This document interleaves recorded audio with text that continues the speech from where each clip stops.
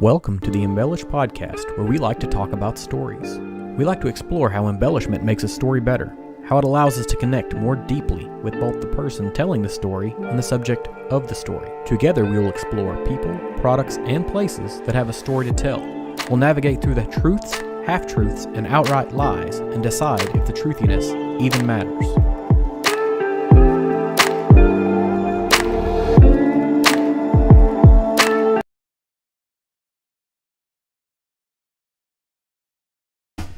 Welcome anyone who happens to be watching. This was already an eventful night. I was supposed to start 30 minutes ago, and apparently either I did something wrong or OBS had some sort of a brain fart, and so I actually ran through this entire stream already, and no one saw any of it. So what I'm going to do is I did the giveaway. I recorded it on my phone as I was doing it, and so I'll hold the results until the end of this.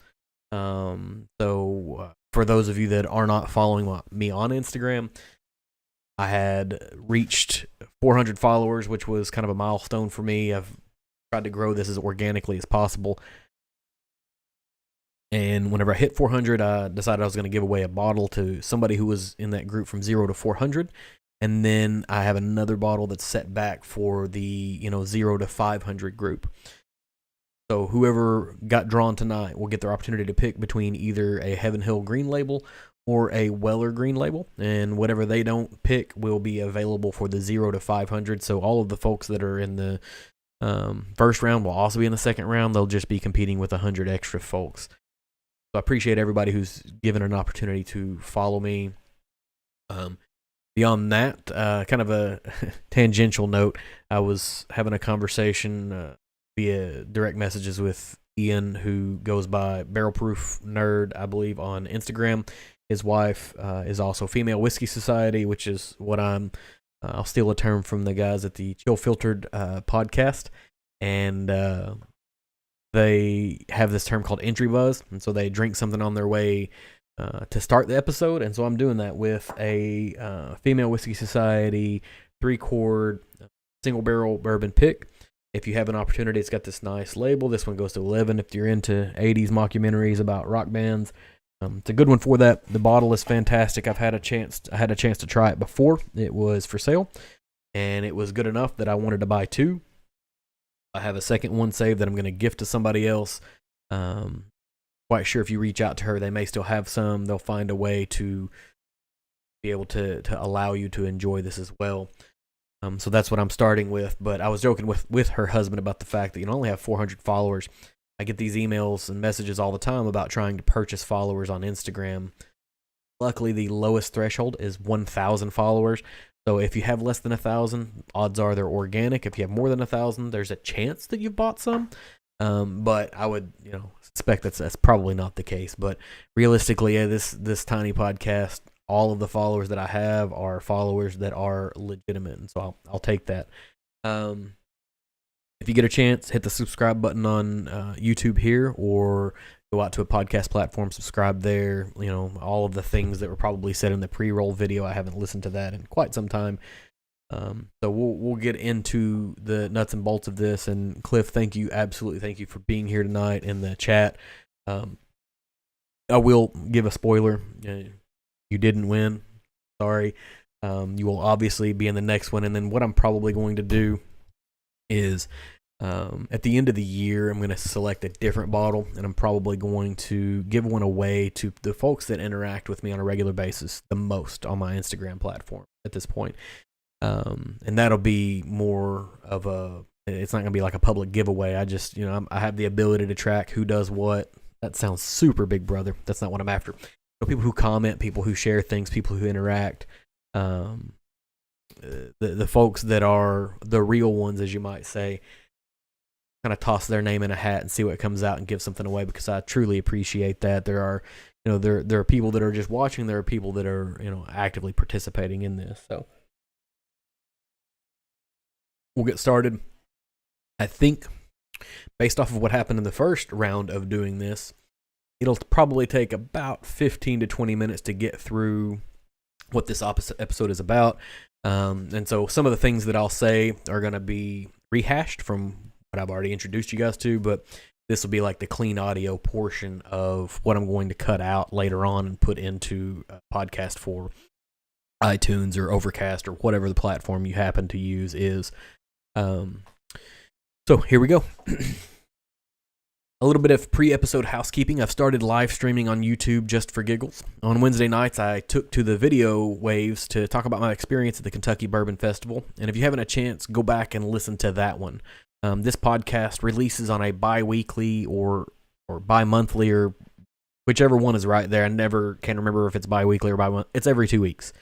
I think I'm going to shift to, on the weeks that I don't release an episode, I'll do a YouTube live that is going to be more conversational. If you're interested in joining me for any of those, please hit me up. We can do some StreamYard or something, and you can come on and we can have that conversation. And talk about things. I have some topics, and we'll talk about those at the end of this episode of the topics that I already have. And maybe you have something that you want to talk about as well. I have enough to get me through a couple of months this way. It could be real topics. It could just be some insane rambling. Right now, it appears that Wednesday nights around 9 p.m. Central is going to be my go-to time for this. But I'm very wide open to suggestion. It also might be a great time to go through the tasting the episodes. I have been looking for people to join me to taste through some of the bottles that I have talked about in the previous 20 episodes. So there's about 2 or 3 brands per episode. Have probably enough things to share samples for probably 90% of those. So if there's an episode that you've heard or you want to go back and look through them, you identify, hey, I'd like to taste this. If you don't mind doing it on air, and absolutely reach out to me. I'll send you some samples. We'll hop on a link one night and just kind of talk through it. And you don't necessarily have to have listened to the episode. We can talk about it all over again. I can kind of give you the high level of it, going through 2 or 3 or 1 or whatever.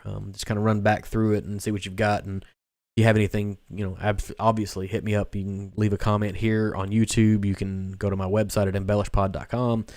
Instagram, email address, embellishpod@gmail.com. All of those things, you should be able to find me.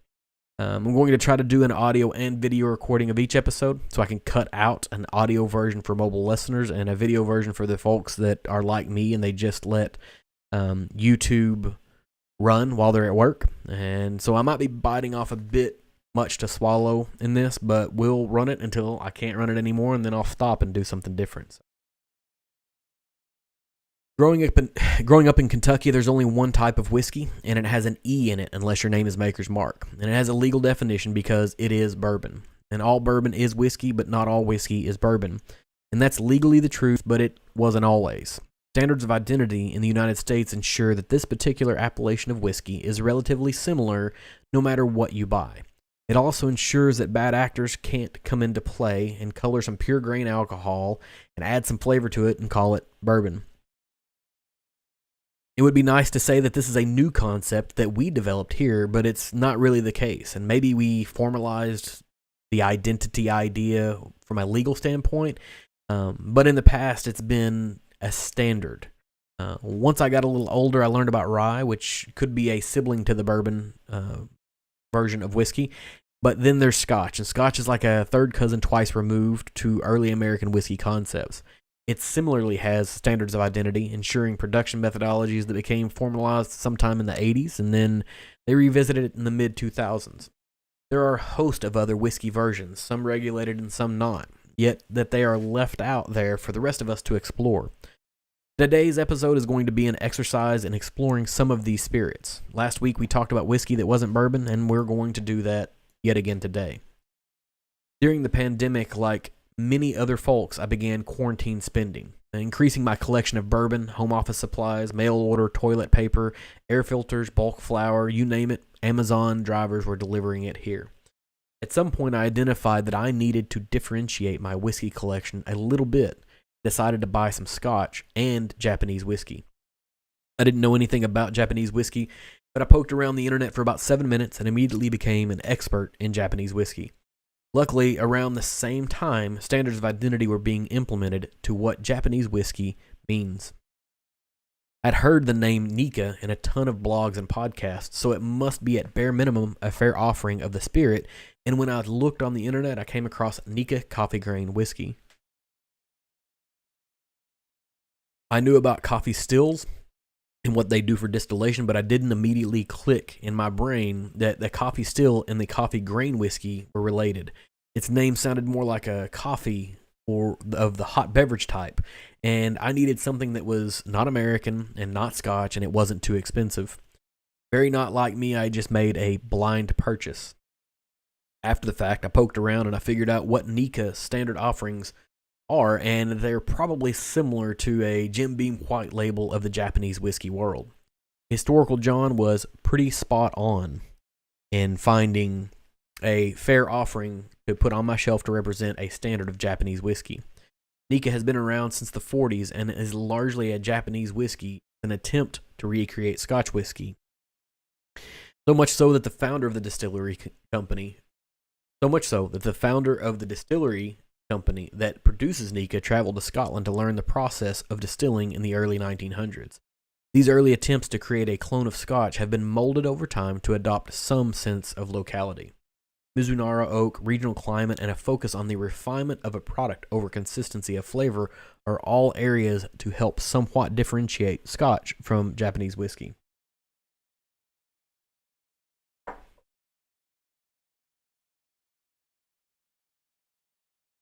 Beyond those with some degree of regulatory compliance, there is a whole new world of whiskey occurring right now too. It's even called New World Whiskey without the E. The idea of New World whiskey is whiskey that is produced anywhere except for Scotland, Ireland, Canada, USA, and now Japan, or one that is not traditionally associated with the country that it is made in. This is the Wild West of whiskey right now. New nations are entering into the fray with offerings that are potentially unique to their particular region. A couple of months ago, I got the opportunity to participate in a virtual tasting of one of these whiskeys of the New World. On the same night, I unexpectedly had a friend invite me over to do a Scotch tasting, and since I was culturally obliged to attend, I missed out on most of the tasting event. Luckily, I got a second chance to taste through the spirits from this distillery. If you've never heard of Australian whiskey, don't be so surprised. Most of us haven't. Luckily, Jake from Key in the Lake podcast is a brand representative for Starward Whiskey, and I got a chance to taste their particular expressions. What I know about Australia is largely relegated to either the crocodile hunter or the fact that every animal on the continent is trying to kill you. I've been blessed with friends from around the world over the years, but I've never had the opportunity to truly get to know an Australian. Similar to the whiskey movement in the United States, they take pride in sourcing their ingredients from within a day's drive radius. And aging, well, it's drastically different in Australia. Climate and region lead to a significantly shorter aging times. And I don't even know if aging times are appropriate there. Maybe it's somewhat similar to Texas. The heat leads to an incredible liquid loss, and the coloration of the spirit is drastically different in a much shorter time frame. Starward focuses on aging their whiskey in pre-used barrels. Most of their expressions are aged in ex-red wine casks and boast flavor profiles similar to that of single malt whiskey. One of their standard expressions, the Solera, and as the name would indicate, it does use the Solera process. If you are unfamiliar with this process, you can run back an episode or two and discover more about that, but the idea is to lend some degree of consistency from batch to batch by using some portion of the liquid that is set back. But that's not the entire story. They also age in Apera barrels. Jake walked us through the tasting, and I learned about Apera. Apera is an Australian fortified wine that is similar to sherry. Because of the standards of identity, sherry, unless it is made in a specific reason, can't be called sherry. Secondarily to that, anything aged in Australia is going to be significantly different than sherry because sherry casks are generally coming from France. France's climate and Australia's climate couldn't be farther apart. This wine, however, is made just down the road from Starward's distillery. While the ingredients in the process similarly match that of Scotch, the aging to me makes a significant difference in the final product. The second, what might be considered standard offering, is called Nova. This offering is similar to the former, except it's using Shiraz, Cab, and Pinot Noir barrels to age in. Barrels are still sourced locally and most times still carry some degree of moisture from the winery. That's fresh. Characteristics of the Shiraz and the Pinot are the interesting points here for me. While none of that may seem groundbreaking, let's talk about aging whiskey in ginger beer casks. During the tasting, Jake shared with me a tasting of a ginger beer cask aged Australian whiskey. Getting a sip of this was like tasting an Ale 8-1, and if you haven't been to this region, you might not understand that reference. But there's a significant ginger and effervescence that reminds me of carbonation on a single sip. An Ale 8-1 is a carbonated ginger drink that is very popular around Lexington, Kentucky. The fact that they even tossed some distillate in a ginger beer cask proves they are interested in doing some new and unique things. Just now reaching Western culture, if what I experienced is any indicator of the future for the brand here in the U.S., there is a significant growth opportunity. Australian whiskey has no standards of identity yet, but considering the name and what's happening in whiskey, you can safely assume that whatever has the label on it is relatively specific to Australia.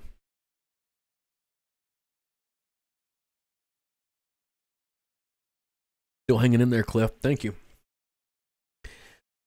Another area that is producing whiskey without identity standards is Taiwan.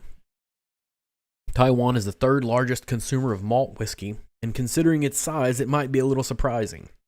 With such a large market, you'd expect them to develop their own flavor profiles based on their culture. Trying to understand Taiwan is made even more difficult when you understand some of the strife surrounding who controls the country and its proximity to People's Republic of China. Those particular types of nations deal with ownership of products incredibly different than what we're used to in the Western world, and until the early 2000s, the government held a monopoly on the right to produce alcohol. Since then, there's been a gold rush of productivity happening on the whiskey front. Kavalan has been producing top quality spirits within 15 years. Their production was good enough that it was eclipsing the accolades of Scotch and English whiskey. Whiskey standards that had been in production for hundreds of years were being outclassed by a freshman offering. Given its youth, there's no standard of identity, but its aging is significantly faster considering its subtropical climate. One thing that stands out to me about Kavalan is during the early years of production, they purchased large German stills with the intent to expand their production exponentially. After a few years of their experimentation with these larger stills, they retired them because the alcohol it produced was too processed. Many distilleries make decisions based on efficiencies in creating more product to sell. Very few lack the discipline to rein those ambitions back in when the final product suffers from production growth. Not one for waste, those giant German stills were repurposed to create gin using Taiwanese herbs, spices, and botanicals. Similar to how bourbon in Kentucky makes a big deal on limestone water, Kavalan boasts spring water from snow runoff from a nearby mountain. Whether it makes a positive impact or not, it certainly provides a great optic for what this whiskey represents. Craftsmanship, attention to detail, and refining the purity of the final product are all important. A couple of months ago, I was privileged enough to share my first taste of Kavalan with a great friend, and I know I'll never be able to recreate that particular experience because of the uniqueness of the company and the uniqueness of the bottle. It opened my eyes to the possibilities of world whiskey. I know there are a ton of different versions of whiskey in the world, but being landlocked in the heartland of the United States creates a pretty generic tapestry of the products that are available to me. I'm starting to look at things like craft distilling with a different vision because domestically, it's the heartbeat of the future, the whiskey, in the United States. In a corollary fashion, I'm now looking into New World whiskey, not the big versions like Irish, Scotch, or English whiskey. But while all of those have a place on every connoisseur's shelf, trying to break new ground, it seems like the right place would be to look at regional whiskeys that are without a standard or identity, or those that have recently gained that notoriety, like Japanese whiskey. A month or two ago, my friends over at Chill Filtered Podcast tried Floki, an Icelandic whiskey that has a unique smoking methodology. To find out what that is, I'll refer you back to their podcast, but while I may not be racing out to stock my shelf with that spirit, it's interesting to see what different cultures do with a similar distilled spirit process to create their own unique results. None of this will ever replace my ingrained love of Kentucky's favorite spirit, but this wayfaring exploration of distilled spirits seems more American than just about anything.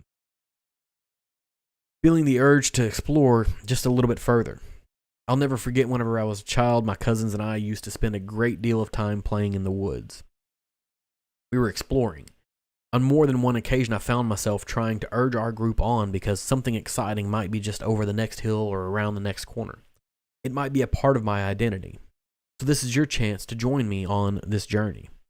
Last Wednesday night, I went live on YouTube to share about my experience at the Kentucky Bourbon Festival. Give that a listen if you are interested.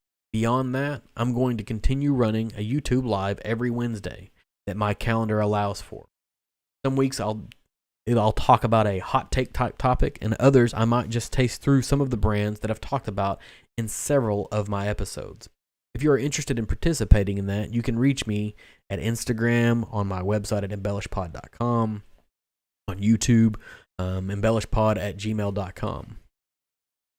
So that closes out the recording portion of the episode, so we can kind of step back and be slightly less formal now. If you're still there, Cliff, absolutely appreciate you being here. Or anybody else who happens to come along after this, I was talking about a couple of different topics that I would like to cover. One of those things is around what I consider a change log. So several years back, Maker's Mark was going to lower their proof. It created a bunch of waves. More recently, Basil Hayden's has decided they're going to start making toast to try to cash in on the trend. Want to talk about those things, whether they're good, bad, what do they mean for the whiskey marketplace, those types of things. Another one is the word small batch bourbon, and what does that mean for all of us whiskey nerds.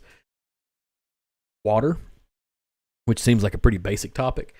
Talk about water because we make a big deal about having limestone water here in Kentucky, and the Cavalon makes a big deal about their Snow Mountain runoff, and some of our folks out west will talk about Rocky Mountain water, and maybe that matters, maybe that doesn't, but I think there's probably some fun to talk about there. And then the last one is going to be words that whiskey nerds hate, and whether those words deserve the hate or not.